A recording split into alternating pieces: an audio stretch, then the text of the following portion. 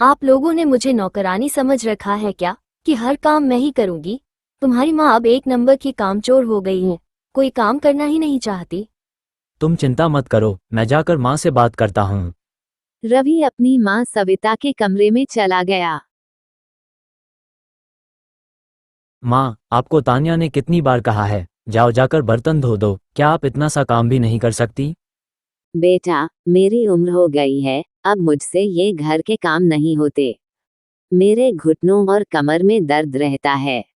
इतने में तान्या कमरे में आ गई और उनकी सारी बातें सुन ली। बहाने कम बनाइए, मैं जानती हूँ जब आप अपनी सहेलियों के साथ बाग में घूमने जाती हैं तब आपको घुटनों या कमर में कोई दर्द नहीं होता।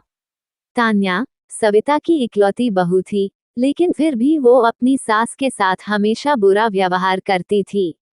अगले दिन सविता ने तान्या से कहा, बहू, 10 बज गए हैं, नाश्ता दे दो, मुझे दवाई भी लेनी है। तान्या ने रसोई से चिल्लाते हुए कहा, हाँ हाँ, ला रही हूँ। इस बूढ़ी औरत से 2 मिनट सब्र भी नहीं होता। वो सूखी रोटी ले आई और कहा।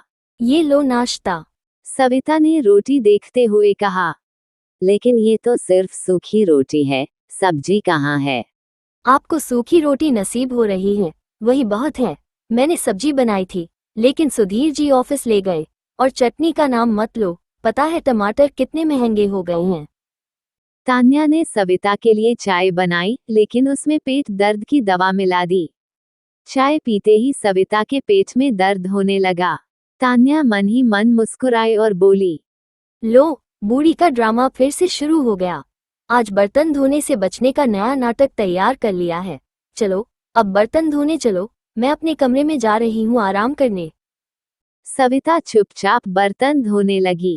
कुछ समय बाद तान्या ने उसे राशन की लिस्ट दी और कहा, चलो, मनोहर काका की दुकान से ये राशन ले आओ।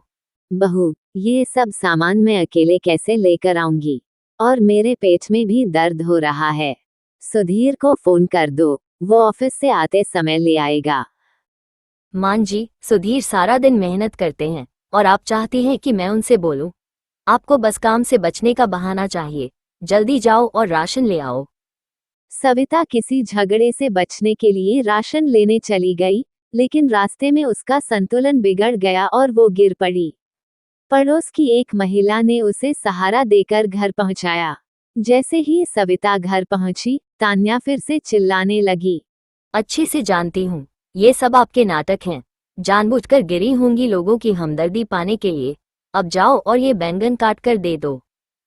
बेचारी सविता बैंगन काटने लगी, लेकिन हर बैंगन उसके हाथ से गिरने लगा। उसने थक कर कहा, हे राम, मेरे बेटे बहू ने तो मुझे पहले से परेशान कर रखा है, और अब तुम बैंगन भी मुझे सताने लगे हो। इतने में जादुई बैंगन बोलने लगे।